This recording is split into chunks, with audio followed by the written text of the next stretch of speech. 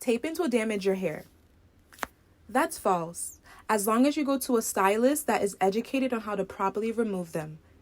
So how I remove mine, I make sure to use a rattail comb. I gently place it in the middle of each tape-in. It just helps loosen it up so some of the remover could get inside.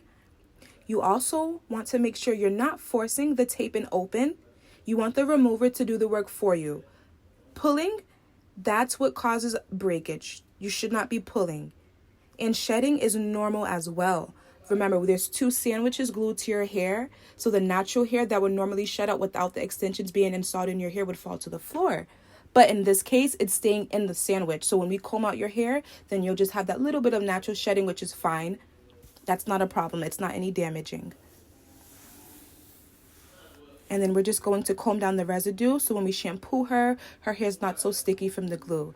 This is her after we shampooed and blow dried. I gave her a deep conditioning treatment, and her hair is beautiful, long, thick, healthy, no breakage, and she is an extension client. She wears them frequently, and she has no complaints. Her hair, if anything, has grown from wearing tape-ins.